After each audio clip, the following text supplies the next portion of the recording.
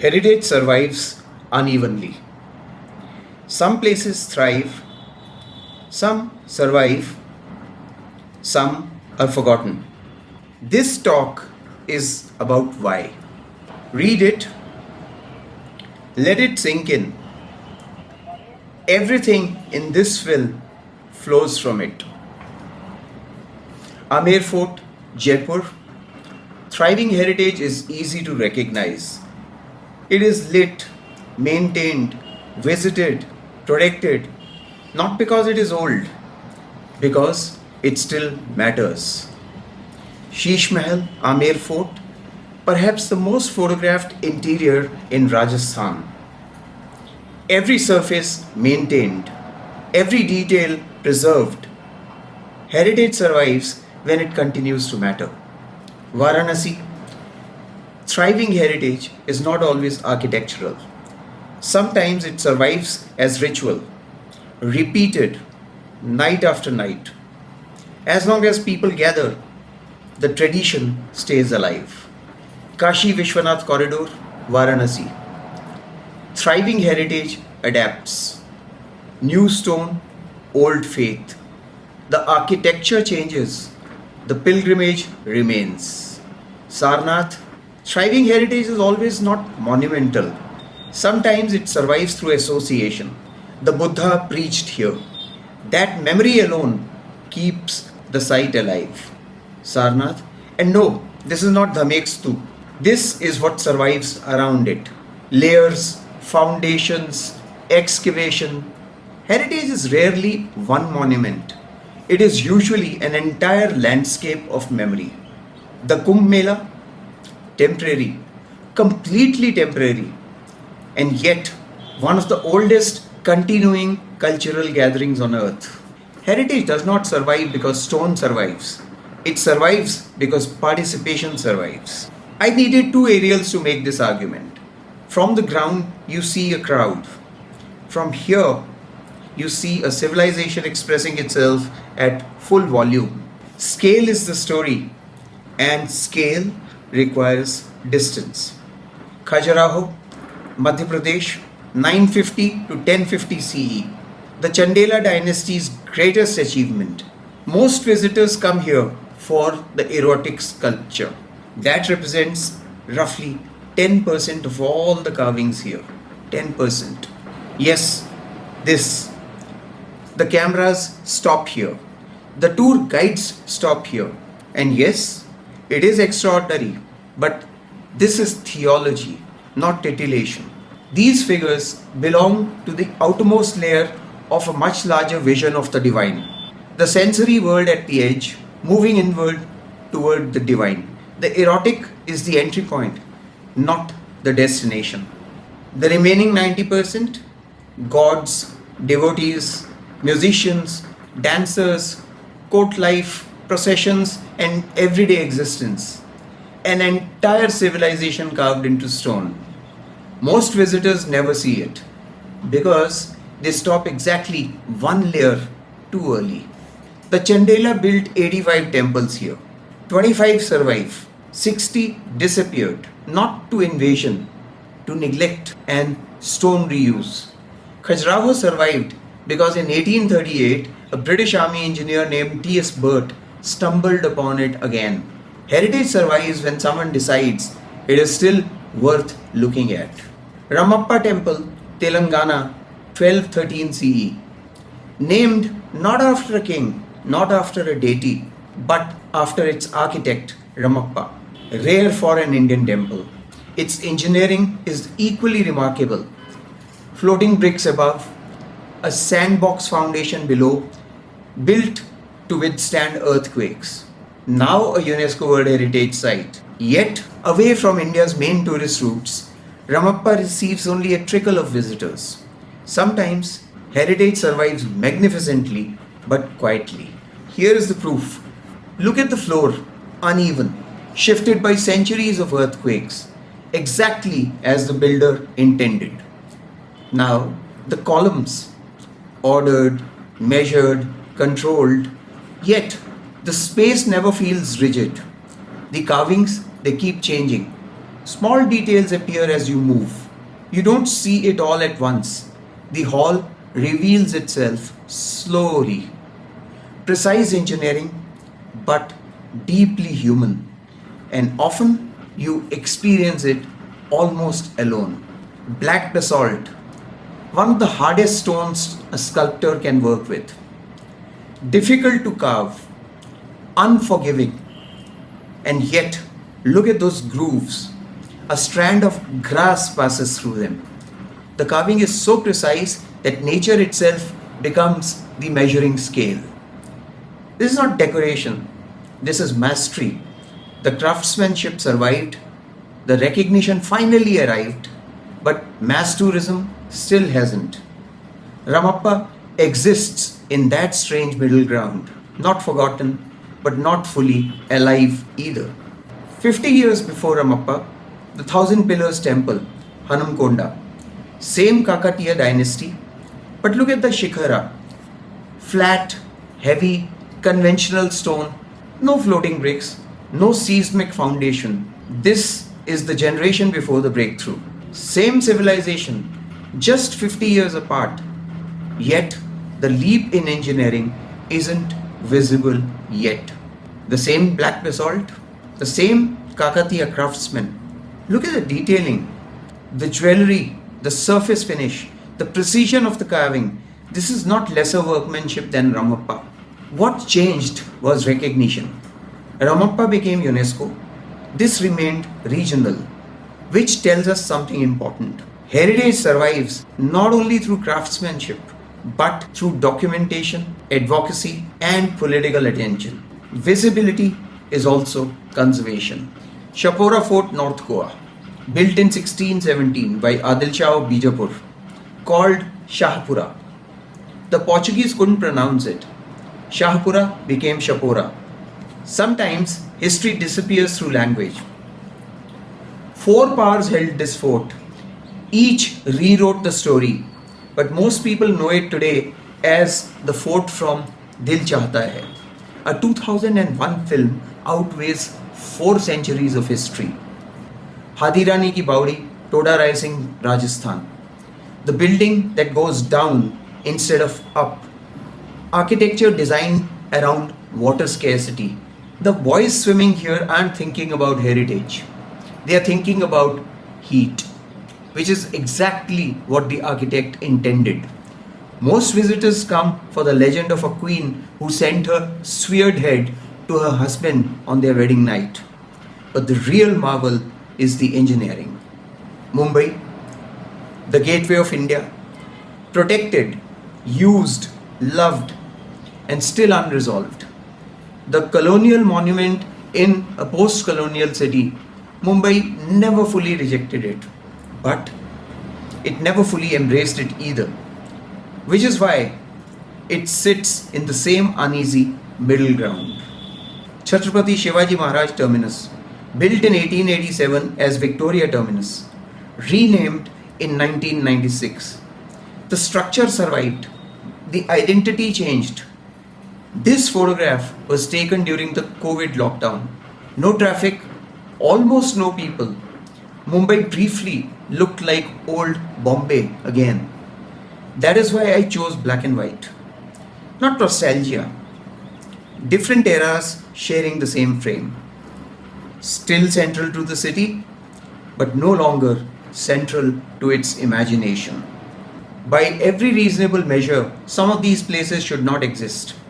Chittorgarh, Rajasthan, 691 acres, India's largest fort, 3 great sieges, 1303, 1535, 1568, Alauddin Khilji, Bahadur Shah of Gujarat, Akbar. Each time taken, each time Johar, each time the defenders rode out to die.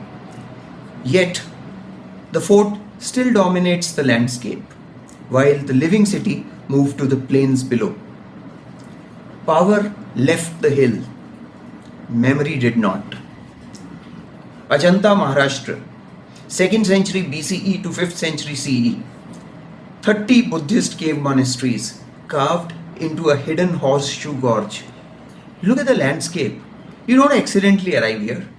When Buddhism declined in India, trade routes shifted. The monks left, and the jungle reclaimed everything. For nearly 1400 years, Ajanta vanished so completely that goats grazed above it, while no one below remembered what the mountain contained. Rediscovered in 1819, not by archaeologists, by accident. A British officer named John Smith, while out on a tiger hunt, was shown the cliff face by a local shepherd boy.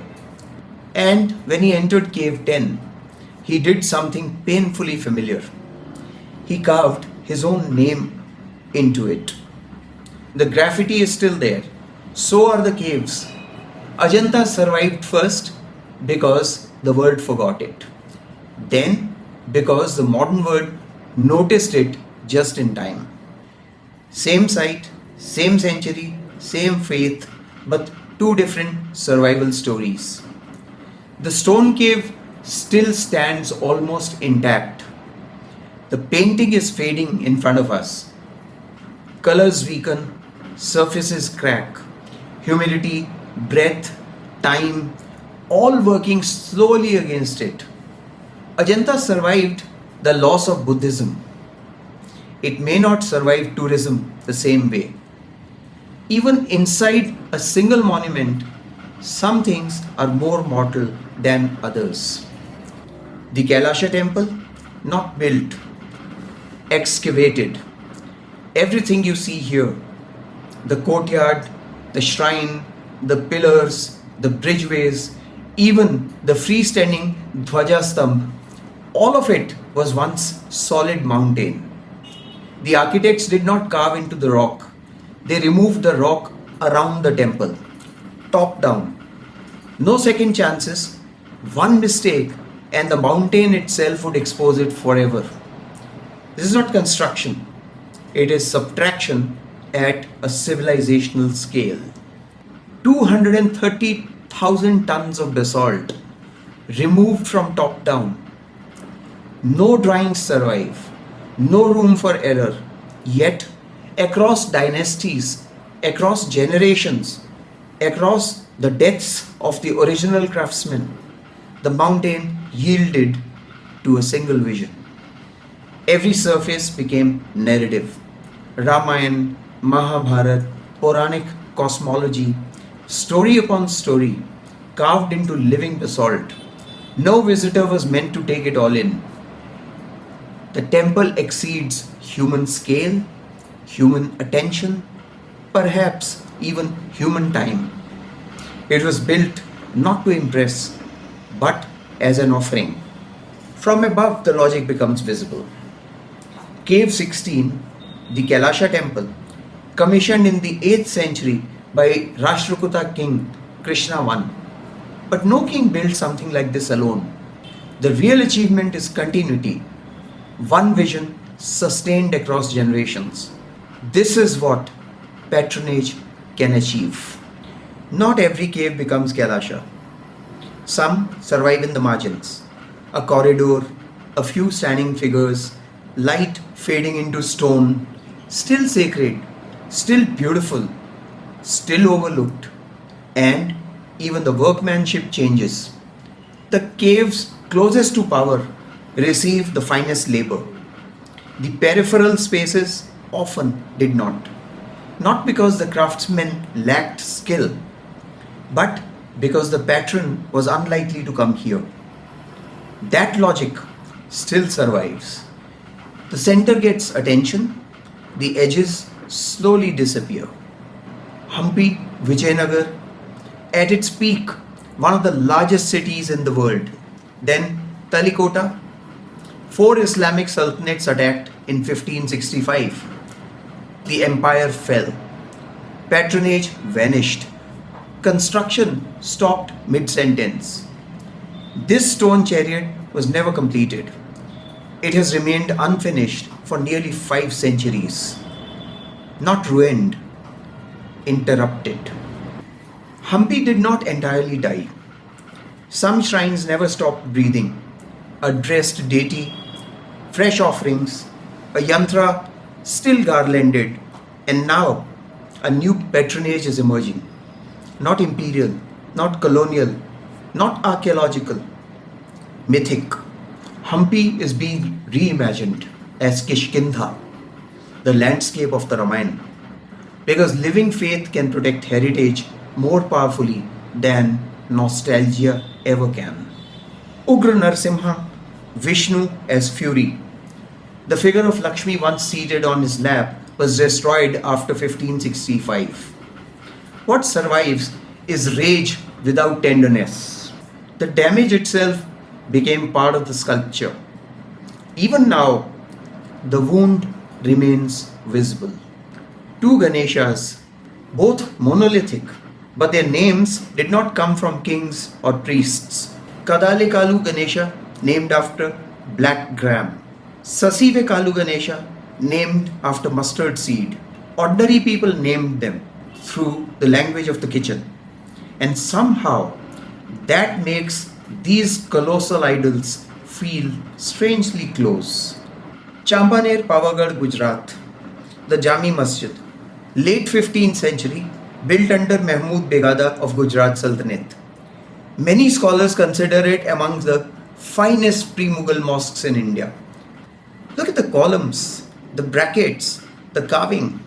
The craftsmen already knew Western India's architectural language. You can see it in the stone.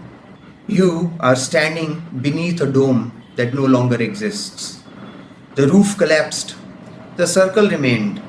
The columns still hold the geometry together, even after the architecture above them disappeared. Sometimes ruins become beautiful by accident. And this entire city remained a capital for just 23 years, built at enormous scale. Then Humayun arrived in 1535, and almost immediately the experiment collapsed. One of the most ambitious urban projects in India's history, abandoned within a generation.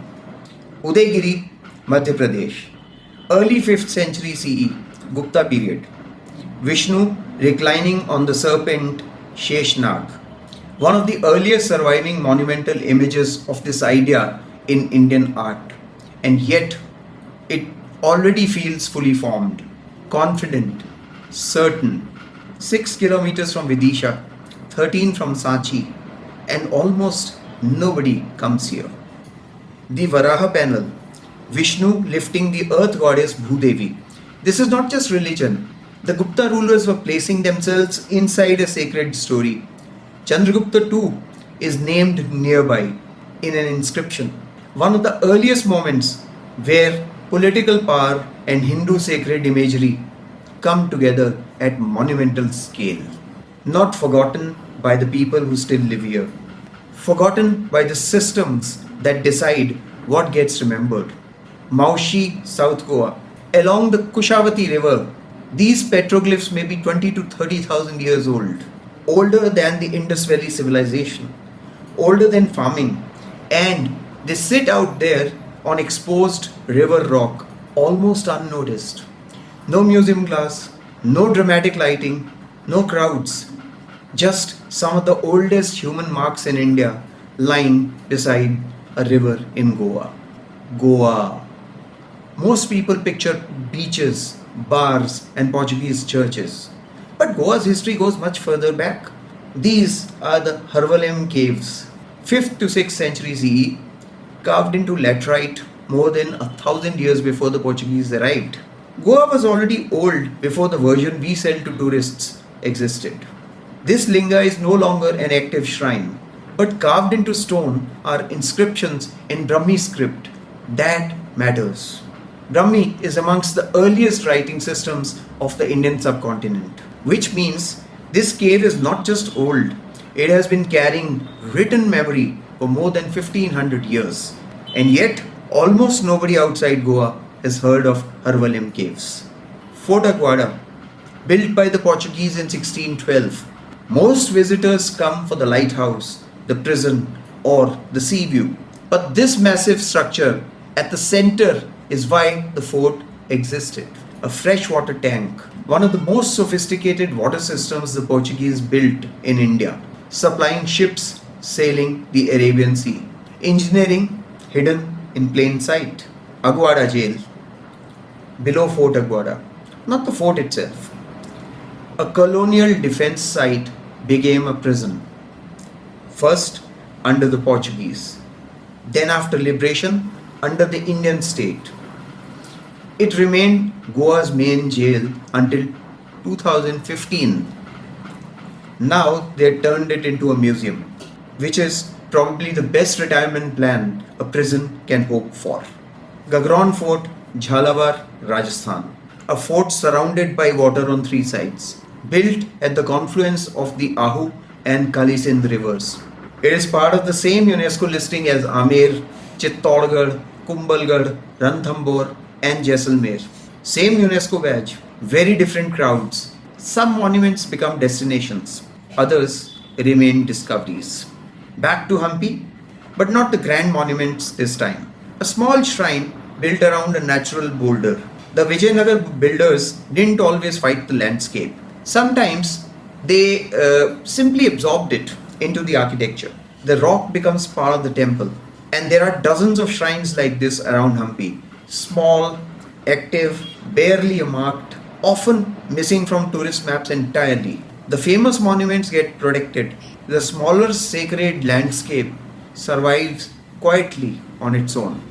Madan Mahal, Jabalpur, early 12th century.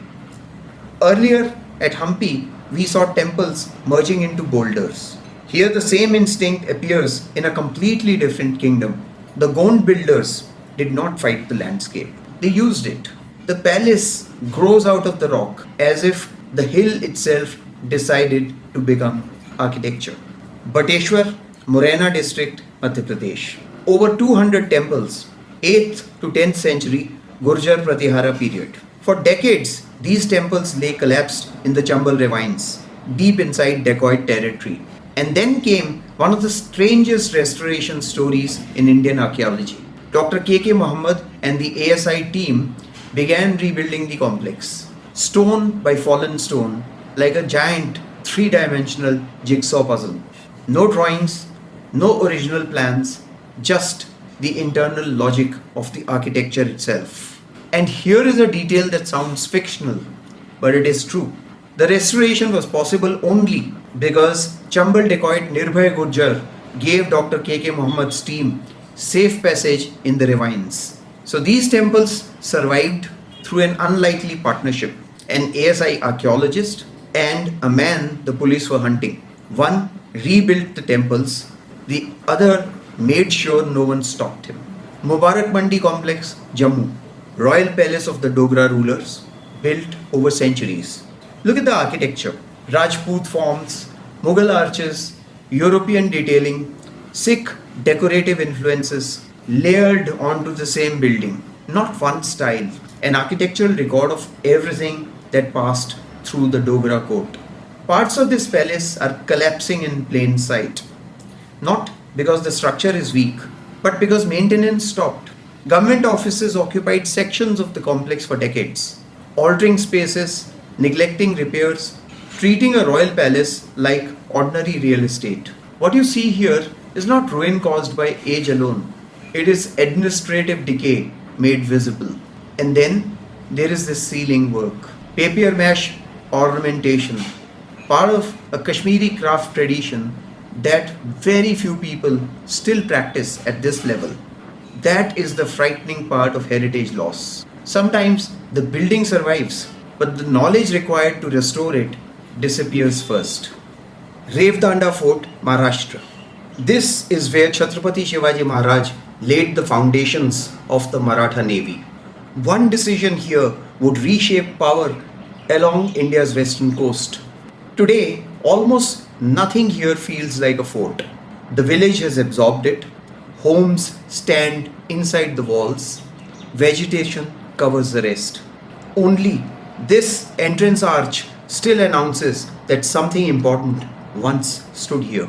5 kilometers from Revdanda, Korlai Fort, Portuguese, 1521.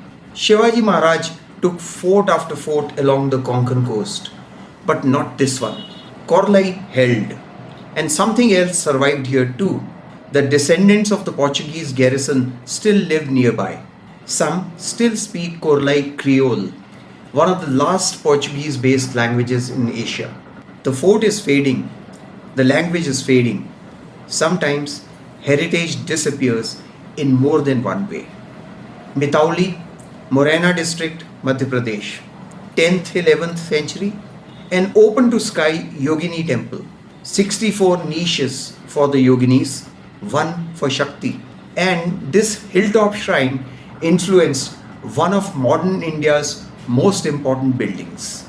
Edwin Lutyens is believed to have visited this temple while designing New Delhi. Its circular plan, radiating chambers, and open center echo in India's old Parliament House. Not a bad model to borrow. The temple had already survived nearly 1,000 years and earthquakes. A tantric shrine entered modern India's architectural story. Many of the Yogini figures are gone, not through one dramatic act of theft, but slowly, over generations, taken into village shrines, folded into local worship. The goddesses did not disappear, they simply moved closer to the people. Tevar near Jabalpur, another 64 Yogini or 64 Yogini temple. Unlike Mitauli, this one is rectangular. Today, worship continues, but in the Shiva shrine. Tripuri, once the Kalachuri capital, the temple survived, the city was forgotten. The peripheral corridor, some Yogini figures still survive in their niches. Around them, empty spaces where the others once stood. Not one dramatic act of destruction, just disappearance, one figure at a time, over centuries. Presence, absence, both are part of the story now. Mandu, Madhya Pradesh, the tomb of Hoshang Shah, Sultan of Malwa, completed around 1440. The first major marble tomb in India, almost 2 centuries before the Taj Mahal. Before Shah Jahan built the Taj, he sent architects here to study this building. Their visit is recorded in an inscription on the tomb itself. This quiet monument in Mandu became one of the architectural ancestors of the Taj Mahal. Champaner is a UNESCO World Heritage Site, but recognition alone does not preserve heritage. Without people returning to it, restoration slows, attention fades, and neglect returns. The patrons may have changed, the economics of heritage have not. Varanasi never felt out of circulation. Pilgrims returned, ritual continued, the river remained central to daily life, and now the new infrastructure, new investment, new visibility, they are reshaping the city once again. Living heritage survives because every generation finds a reason to keep it alive. Heritage does not die because people stop caring. It dies because people stop benefiting. The question is not which sites deserve to be remembered. The question is who benefits from remembering them. I am Ajay Sood. This is Travel Your. Go explore your heritage.